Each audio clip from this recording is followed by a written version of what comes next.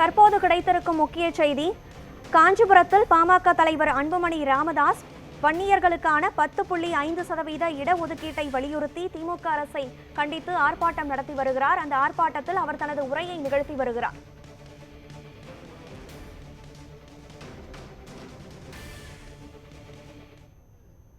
இவர்கள் ஓட்டு மற்றும் வாக்கு வங்கியாக பயன்படுத்துகின்ற திராவிட கட்சிகள், குறிப்பாக திமுக, இவங்க படிச்சுட்டு முன்னுக்கு வந்துட்டாங்கன்னா அவங்களுக்கு ஓட்டு போட மாட்டாங்க. அந்த சூழ்ச்சி தான் இது. சூழ்ச்சி கலைஞர் PhD எல்லாம் பண்ணி வச்சுட்டார். ஸ்டாலின் அவருக்கு அந்த அளவுக்கு தெரியல. ஆனாலும் அவர் சுத்தி இருக்கிற 4-5 வியாபாரிகள் இருக்கிறாங்க.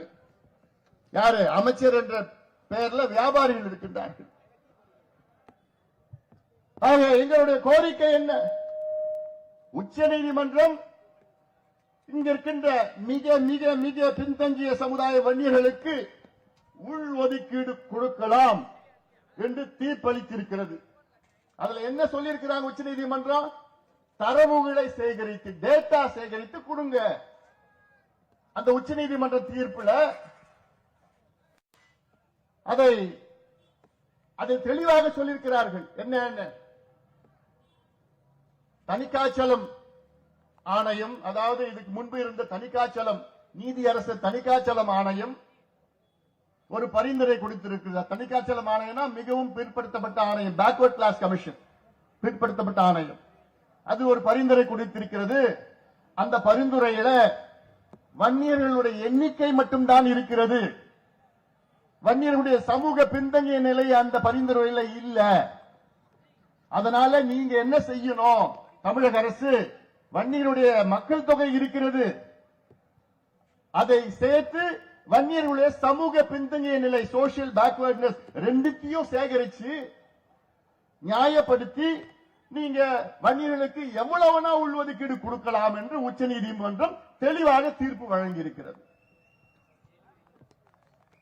இதன் பிறகு எத்தனையோ முறை மருத்துவர் ஐயா அவர்களும், நானும், நம் கட்சியை சார்ந்தவர்களும், கௌரவ தலைவர் போன்றவர்கள் எல்லாம் எத்தனையோ முறை முதலமைச்சரை எத்தனையோ முறை சந்தித்தோம். அதிகாரிகளை 100க்கும் மேற்பட்ட முறைகள் அதிகாரிகளை சந்தித்திருக்கின்றோம். 100க்கும் மேற்பட்ட முறை.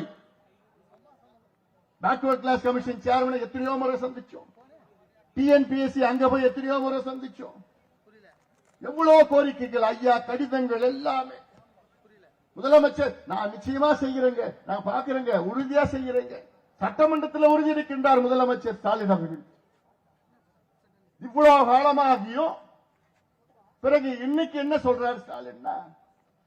இல்லைங்க, அது மத்திய அரசு தான் எடுக்கணும், கணக்கு எடுக்கணும். என்னையா கணக்கு எடுக்கணும்? என்ன கணக்கு எடுக்க போறீங்க? உச்சநீதிமன்றம் சொல்லிடுச்சு, மக்கள் தொகை கணக்கெடுப்பு இருக்குதுல்ல.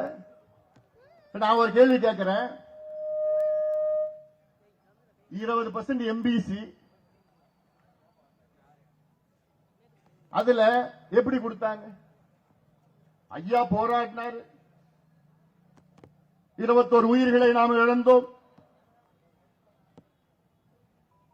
லட்சக்கணக்கான மக்கள், நம் சொந்தங்கள் சிறைக்கு சென்றார்கள். அதனால்தான் 20 விழுக்காடு வந்தது.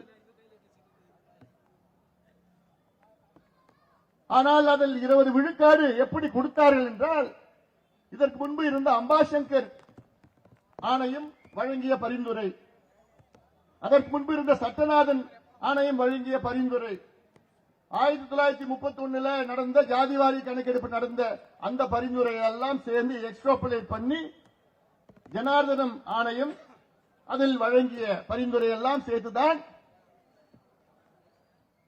உள்ஒதுக்கீடு கொடுத்தாங்க. 20 விழுக்காடு அதற்கு முன்பு கொடுத்தார்கள். 89 கொடுத்தார்கள். அப்போ 20 விழுக்காடு MBC உள்ஒதுக்கீடு நீங்க ஏத்துப்பீங்க. ஆனால் அதற்குள் இருக்கின்ற வன்னியர்களுக்கு 10% உங்களுக்கு டேட்டா கிடையாது. எல்லாமே ஒரே பரிந்துரை தான். அருந்ததியர்களுக்கு 3 விழுக்காடு உள்ஒதுக்கீடு, அதே பரிந்துரை தான். இஸ்லாமியர்களுக்கு 3.5 விழுக்காடு உள்ஒதுக்கீடு, அதே பரிந்துரை தான். 20% MBC கொடுத்தது அதே பரிந்துரை தான். ஆனால் வன்னியர்களுக்கு மட்டும் எங்களுக்கு டேட்டா இல்ல. எவ்வளவு பெரிய ஒரு மோசடி தமிழ்நாட்டில் ஸ்டாலின் அவர்கள் தலைமையிலே நடந்து கொண்டிருக்கிறது. எவ்வளவு பெரிய மோசடி! இதெல்லாம் சாதாரண மோசடி கிடையாது, விட போறது கிடையாது. ஏன்னா நம்ம வாழ்க்கையே என்ன? வாழ்க்கையே போராட்டம் தான், போராட்டம் தான், போராட்டம் போராட்டம் போராட்டம். ஐயா 45 ஆண்டு காலம் போராட்டம் போராட்டம் போராட்டம். ஏன்னா இவர்களுக்கு அந்த புரிதல் கிடையாது. புரிதல் இருக்கு, ஆனாலும் மனசு கிடையாது. இது செஞ்சுட்டா இவங்க எல்லாம் படிச்சுட்டு முன்னுக்கு வந்துருவாங்க.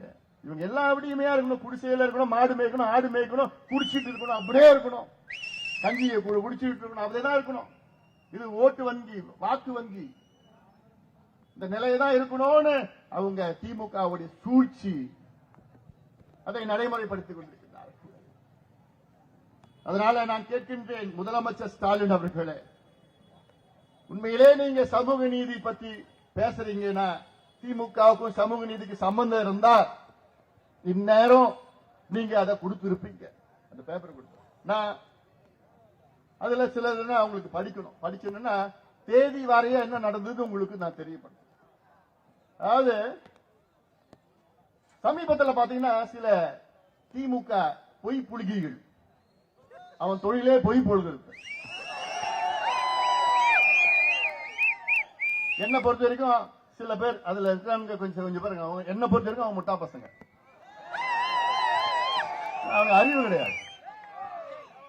ஆனா பொய்யை அப்படியே திருப்பி திருப்பி 10 முறை ஒரு பொய் சொல்ல என்ன உண்மையாயிடும், மக்கள் நம்பிடுவாங்க. அதுதான் கோயபிள்ஸ் பிரச்சாரம்.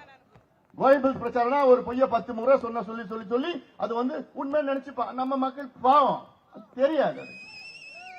இதுதான் சொல்லிட்டு இருக்கிறான். உங்க ரூம போட்டு ஸ்கெட்ச போடுறானுங்க உள்ள உட்காந்துக்கிட்டு. என்னன்னு, நீ இதுல இந்த பொய்யை நீ பதிவு பண்ணு, இன்னொருத்தர் நீ இந்த பொய்யை டிவியில நீ பேசுறப்போ விவாதத்தில் நீ இந்த பொய்ய பேசு, இன்னொரு இந்த பொய்ய நீ மேடையில நீ பேசு, இன்னொரு இந்த பொய்ய நீ பேஸ்புக் ட்விட்டர்ல போடுன்னு இவங்க ஒரே பொய்ய எல்லா மத்தியிலையும் போட்டுட்டு இருக்கிறானுங்க. என்ன அதுல சொல்றானுங்க, உச்ச நீதிமன்றம், அதாவது நீதிமன்றமே தடை பண்ணிடுச்சு, எங்களுக்கு அதிகாரம் இல்லைன்னு ஒரு பொய்ய சொல்றான்.